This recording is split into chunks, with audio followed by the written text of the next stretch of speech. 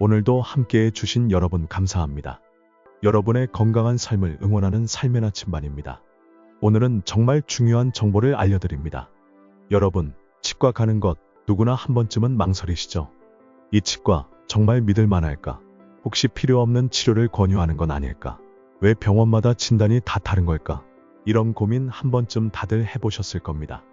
특히 50대 이상 분들은 임플란트나 틀니 같은 큰 치료가 필요한 경우가 많은데 수백만 원이 왔다 갔다 하는 치료인 만큼 병원 선택이 정말 중요하죠.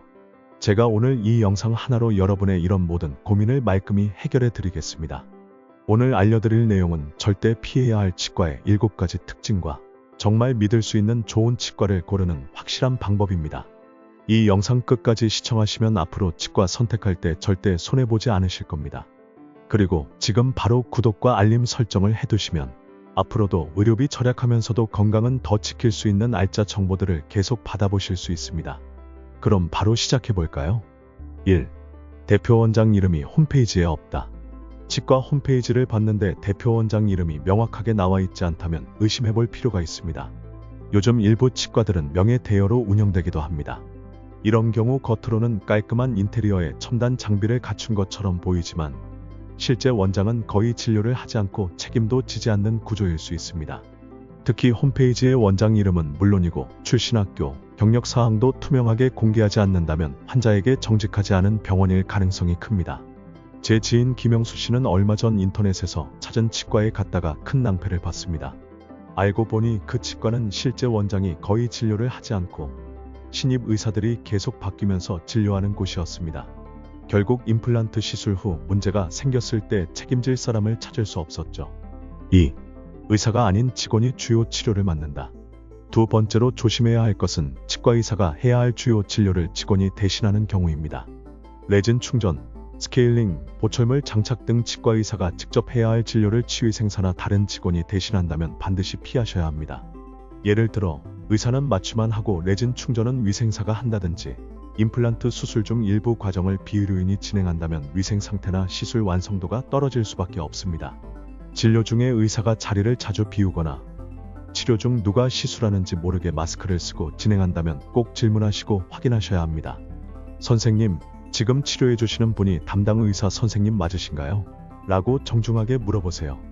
65세 박명자 할머니는 치아 레진 치료를 받으러 갔다가 의사는 5분만 보고 나머지는 모두 직원이 진행했다고 합니다. 결국 나중에 레진이 떨어져 재치료를 받아야 했죠. 3. 과잉 진료를 유도한다. 한 개가 아파서 갔는데 5개를 뽑으라고 한다. 이것은 전형적인 과잉 진료의 가능성이 높습니다. 특히 임플란트나 교정 등 고가 치료는 병원 수익과 직결되기 때문에 실제로 필요한 것보다 더 많은 치료를 권하는 경우가 있습니다. 좋은 병원은 지금은 이 부위만 치료하시고 나머지는 조금 더 지켜보다 나중에 하셔도 됩니다. 라고 장기적 관점에서 설명해 줍니다. 제 어머니도 이런 경험이 있으신데요. 한 치과에서는 6개의 임플란트가 필요하다고 했지만 다른 치과에서는 3개만으로도 충분하다는 진단을 받으셨습니다. 결국 3개만 시술 받으셨는데 지금까지 5년째 아무 문제 없이 잘 사용하고 계십니다. 4. 진료 전 강한 유도, 실장이 의사보다 더 적극적이다. 이 치료 꼭 지금 하셔야 합니다. 보험 임플란트 지금 안 하시면 큰일 납니다. 라며 진료도 제대로 받기 전에 치료를 강력히 권유한다면 조심하셔야 합니다. 특히 치과 실장이나 직원이 의사보다 더 적극적으로 진료를 권한다면 그 병원은 진료보다 매출에 중점을 둔 곳일 가능성이 높습니다. 실제로 일부 치과에서는 실장에게 환자 한 명당 매출 목표를 부여하는 경우도 있다고 합니다. 의사보다 실장이 진단과 상담을 더 많이 한다면 그건 병원이라기보다는 판매 조직에 가깝다고 볼 수 있습니다. 최근 70대 이종민 씨는 충치 치료를 위해 방문한 치과에서 실장으로부터 지금 바로 임플란트를 해야 한다 는 강한 권유를 받았습니다. 그러나 의사와 직접 상담한 결과 충치 치료만으로 충분하다는 진단을 받았습니다. 5. 진단 내용이 병원마다 완전히 다르다. 이 부분이 오늘 말씀드릴 내용 중 가장 중요합니다. 여러 치과를 방문했는데 진단 내용이 각각 다르다면 최소 한 곳 이상에서 과잉 진단을 하고 있을 가능성이 큽니다. 이런 상황에서 제가 특별히 강조하고 싶은 방법은 바로 치과대학병원에서 먼저 진단을 받아보는 것입니다.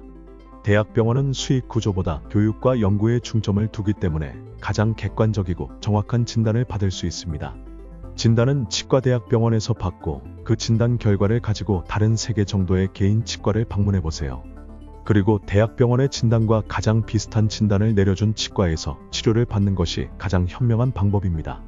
대학병원의 진단은 정확하지만 치료 비용이 비싸고 대기 시간이 길기 때문에 진단과 치료를 분리하는 것이 경제성과 신뢰성을 동시에 잡을 수 있는 방법입니다. 실제로 제 동네 박상철 씨 68세는 임플란트 상담을 위해 3군데 치과를 방문했는데 모두 다른 개수와 비용을 제시받았습니다. 결국 치과대학병원에서 정확한 진단을 받은 후 그 진단과 가장 유사했던 한 개인 치과에서 치료를 받았고 매우 만족했다고 합니다. 6. 병원 리뷰가 과하게 좋거나 너무 없다. 온라인 리뷰가 100% 다 좋기만 하거나 반대로 리뷰가 거의 없다면 모두 의심해 볼 필요가 있습니다. 리뷰의 문체가 비슷하거나 실제 환자 경험이 담겨 있지 않아 보인다면 홍보성 리뷰일 가능성이 높습니다. 진짜 환자 리뷰는 구체적인 경험과 좋았던 점은 물론 아쉬웠던 점도 함께 언급되는 경우가 많습니다. 온라인 리뷰만으로는 판단이 어렵다면 제가 적극 추천드리는 방법이 있습니다. 바로 근처 약국에 가서 추천을 받아보는 것입니다. 약사들은 지역 의료계 상황을 잘 알고 있고 환자들의 피드백도 많이 듣기 때문에 믿을 만한 치과를 추천해 줄 수 있습니다. 특히 오래된 동네 약국의 약사님들은 지역 의사들의 평판을 속속들이 알고 계십니다. 제 경험상으로도 약국에서 추천받은 치과는 대부분 실망시키지 않았습니다. 제 누나도 최근 약국 약사님의 추천으로 치과를 방문했는데 불필요한 치료 없이 정확한 진단과 치료를 받아 매우 만족했다고 합니다. 7. 치료 방법과 비용을 명확히 설명하지 않는다. 마지막으로 치료 계획과 예상 비용을 명확하게 설명해주지 않는 치과는 주의하셔야 합니다. 좋은 치과는 환자에게 어떤 치료가 필요한지, 왜 필요한지, 얼마나 비용이 드는지 상세히 설명해줍니다. 치료 계획서를 직접 작성해서 보여주고 보험 적용 여부와 본인 부담금을 명확히 알려주는 병원을 선택하세요. 비용에 대해 물어볼 때 애매하게 대답하거나 치료 도중 예고 없이 추가 비용이 발생한다면 좋은 병원이라고 보기 어렵습니다. 최근 김정희 씨 62세는 치아 통증으로 찾은 한 치과에서 비용 설명 없이 치료를 시작했다가 나중에 예상보다 훨씬 많은 비용을 청구받아 당혹스러웠다고 합니다. 믿을 수 있는 치과 선택을 위한 최종 체크리스트. 지금까지 말씀드린 내용을 바탕으로 치과 선택 전 반드시 확인하셔야 할 체크리스트를 정리해드립니다. 대학병원에서 먼저 정확한 진단을 받아보셨나요? 진단 결과를 가지고 3개 정도의 다른 치과를 방문해 비교해 보셨나요? 홈페이지에 대표 원장의 이름, 출신 학교, 경력이 투명하게 공개되어 있나요? 진료는 의사가, 상담은 실장이 하는 구조는 아닌가요? 근처 약국에서 해당 치과에 대한 평판을 물어보셨나요? 치료 계획과 비용에 대해 명확하게 설명을 들으셨나요? 무리한 치료 권유나 진료 유도는 없었나요? 이런 기준을 가지고 병원을 선택하신다면 불필요한 치료와 과도한 비용 지출을 막을 수 있을 것입니다. 치과 치료는 단순한 의료 서비스가 아닙니다. 여러분의 건강과 경제적 부담에 직접적인 영향을 미치는 중요한 결정입니다. 특히 임플란트나 틀니 같은 큰 치료는 한번 결정하면 오랫동안 함께해야 하기 때문에 신중한 선택이 필요합니다. 오늘 제가 알려드린 방법들이 여러분의 치과 선택에 도움이 되었길 바랍니다. 건강은 재산이고 특히 구강 건강은 전체 건강의 기본입니다.